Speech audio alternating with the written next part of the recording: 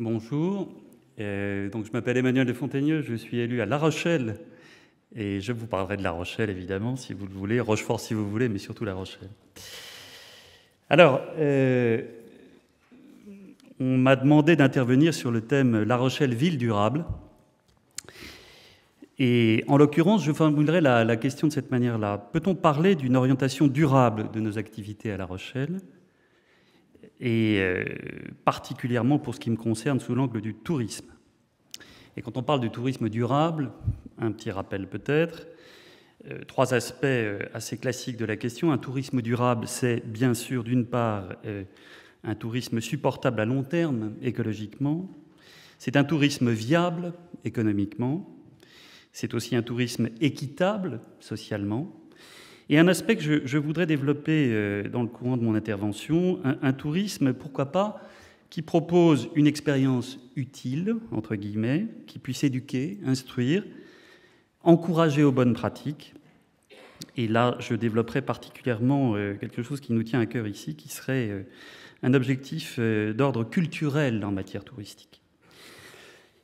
Alors, puisque je parle de tourisme, je dois vous dire tout de suite que, évidemment, l'affaire ne se résume pas à la seule question énergétique. Je serai donc évidemment aux marges de ce qui fait le cœur de votre colloque. Le tourisme est évidemment aussi fonction de choix marketing, c'est-à-dire de positionnement, de choix de marché, d'organisation urbaine aussi beaucoup, urbaine ou interurbaine d'ailleurs. Comment penser la répartition des atouts? Quelles priorités en termes d'équipement? Ce sont aujourd'hui des questions qui sont très, très importantes pour nous, parce que justement, en ce moment, nous sommes en plein basculement. Localement, les cartes doivent être rebattues, puisque les échelles changent. On vit en réalité une double révolution. La première parce que la création des nouvelles régions, et pour nous ici, la Nouvelle-Aquitaine, rebat complètement les cartes. Notre région, la Nouvelle-Aquitaine, c'est désormais une région qui sera grande comme l'Autriche, c'est la plus vaste région de France, avec une très forte polarité bordelaise, 250 000 habitants, pour une aire urbaine rochelaise qui est de l'ordre de 200 000 habitants. Et donc la question touristiquement, c'est aussi évidemment comment émerger touristiquement dans cet ensemble. Ça, c'est une première question, et notamment évidemment par rapport à l'étranger. La deuxième révolution, elle est induite par la loi NOTRe, c'est le transfert de la compétence tourisme des villes vers l'intercommunalité, qui sera effective à compter du 1er janvier 2017. Et bien évidemment, on ne pense pas de la même manière un tourisme à l'échelle d'une ville et un tourisme à l'échelle de 28 communes. Ce qui est donc posé implicitement dans cette affaire de tourisme aujourd'hui, c'est la question du territoire touristique pertinent et de la bonne échelle pour penser le développement. Je commencerai par un rappel rapide. La Rochelle est une ville pionnière en matière d'écologie urbaine. Quelques rappels rapides, notamment sur le segment des déplacements urbains. En 1973, c'est ici qu'on invente, entre guillemets, le premier secteur piétonnier. En 1976, Michel Crépeau lance les vélos jaunes. C'est le premier vélo en libre service. En 1986, la voiture électrique en libre service. En 1977, la journée sans voiture. Et puis suivront le bus de mer, c'est-à-dire un système électrosolaire avec zéro émission. En 2008, le City Mobile. C'est un bus électrique sans chauffeur qui a été testé ici à partir de 2008. Donc il existe dans cette ville de La Rochelle une très forte tradition d'expérimentation et d'innovation en matière de transport de voyageurs. Et bien évidemment, l'écomobilité a un impact, d'abord en termes d'image pour nous à La Rochelle, mais également en termes de pratiques touristiques et au-delà, en termes de structuration d'une filière, recherche, expérimentation, mise en œuvre de projets, etc. Alors, aujourd'hui, la mobilité est bien sûr ici un enjeu majeur. Je voudrais développer un aspect qui est important à La Rochelle, qui est l'offre de tourisme public Yellow, qui touche aujourd'hui à l'échelle de l'agglo de La Rochelle 11 millions de visiteurs par an. Nous avons ici à La Rochelle, et ça a été mis en œuvre depuis longtemps, un système de transport totalement intégré au plan modal, multimodal, intermodal et même interopérable. Le système Yellow est accessible à partir d'une carte intelligente unique qu'on peut acheter, et tous les moyens de transport deviennent complémentaires. Le bus de mer, le vélo, il y en a plus de 300 ici, les voitures électriques. Cela s'appuie sur les parkings relais et bien évidemment est organisée une interopérabilité avec le TER et le TGV.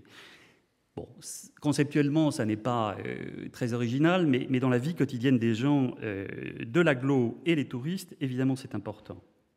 Touristiquement parlant, ce produit et ceux qui s'en occupent sont accessibles à partir d'un numéro unique. On a créé ici une maison de la mobilité qui concentre l'information et qu'on peut interroger. Et on met également à la disposition des visiteurs une appli disponible sur smartphone et même touristiquement une offre packagée comme telle, le Pass Rochelet, qui combine une offre transport, Yellow, donc tous les moyens possibles, et des réductions sur 25 sites et activités touristiques. Alors, ça, c'était pour planter le décor. Je voudrais, dans mon intervention, me rapprocher de plus en plus et centrer mon propos sur le thème maritime, parce que vous êtes à La Rochelle, c'est évidemment quelque chose d'important. Je voudrais parler d'abord de l'accueil des plaisanciers dans la ville.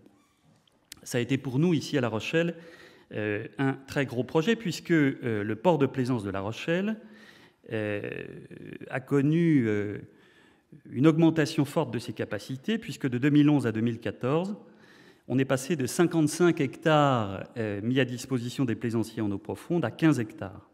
Donc aujourd'hui, le port de plaisance des Minimes propose un peu plus de 5000 places en eau profonde et on vient d'ajouter un peu plus de 1000 places.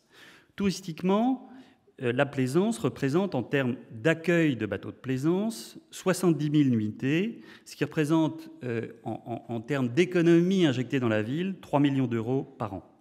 C'est donc important. Alors j'insisterai sans développer sur la partie travaux, parce que je ne pense pas que... Oui, d'accord. D'accord. Bon, simplement j'indique les objectifs. Les priorités aujourd'hui sur le port, c'est de réduire la pollution, d'améliorer le tri des déchets, de préserver l'eau et de mieux gérer l'énergie. La mer à La Rochelle, c'est bien sûr un aspect identitaire important, c'est un atout touristique important. La question se pose aussi en termes de positionnement. Je vais développer, mais en accélérant peut-être un peu. Le paradoxe, c'est qu'on est ici au bord de la mer, que cette ville joue à l'évidence un positionnement maritime, avec un port, 3 ports en fait, j'ai parlé du port de plaisance, mais il y aurait aussi le port de commerce et le port de pêche, avec des équipements à vocation maritime importants, l'aquarium, 800 000 visiteurs par an, le musée maritime par exemple, des activités, comme les croisières ou l'accueil de paquebots, des événements maritimes, le Grand Pavois par exemple, plus d'une centaine de manifestations nautiques par an, mais, et c'est là le paradoxe, si j'ose dire, La Rochelle, c'est d'abord et surtout une ville, c'est-à-dire avec les attributs touristiques d'une ville, des commerces, des services publics, une université, un patrimoine et donc un tourisme culturel important, etc. Et donc, dans le réseau des villes du littoral, La Rochelle joue un positionnement important puisque le tourisme événementiel est très important ici, Francophonie, Festival international du film, etc., et que le tourisme d'affaires également est très important. Au total, La Rochelle, ville maritime, est tout sauf une ville balnéaire. C'est l'idée que je voudrais souligner.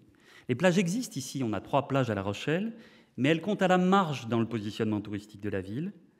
Et par ailleurs, sur le plan touristique, cela induit que l'activité touristique est en fait assez peu saisonnière. Elle est très étendue tout au long de l'année et très concentrée en cœur de ville. Et puisque nous parlons de tourisme durable, je ne peux pas ne pas évoquer la fermeture très récente du Vieux-Port à la circulation automobile, le quai du Perret. Je ne sais pas combien de temps il me reste. C'est fini ? Bon, décidément, 10 minutes. Bon, je voudrais simplement... Alors, je vais aller directement à ma conclusion, si vous voulez bien. Pour vous dire que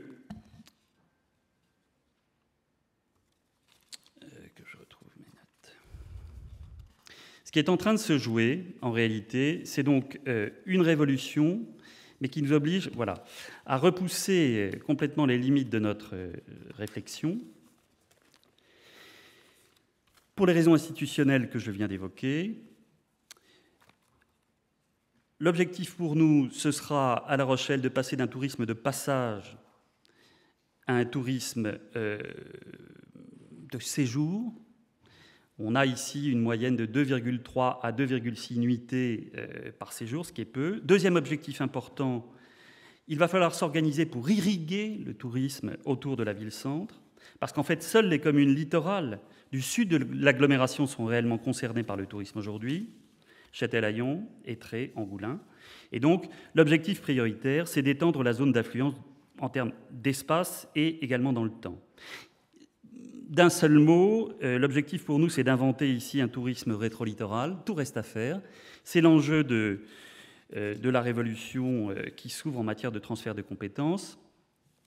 Et peut-être d'ailleurs, et ce sera le mot de la fin de mon intervention, qu'il faudra élargir encore le cadre, puisque à partir de l'agglo, après tout, la question qu'on peut se poser, c'est de quoi La Rochelle est-elle le drapeau sur le plan touristique ? De son agglomération, bien évidemment, mais pourquoi pas de l'île de Ré, pourquoi pas du Marais Poitevin, pourquoi pas de l'Aunis avec Rochefort. Et finalement, nous irions, si nous élargissons le cadre, vers un autre horizon qui serait celui d'une métropole, ce qui est peut-être l'étape de demain. Je vous remercie.